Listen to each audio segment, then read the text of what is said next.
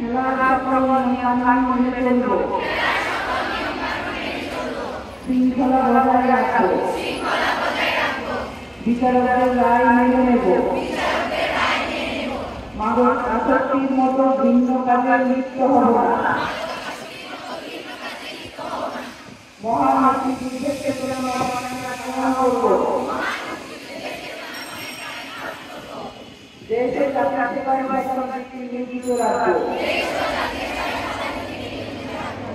সাধারণ নীতি নিষেধ মেনে চলব,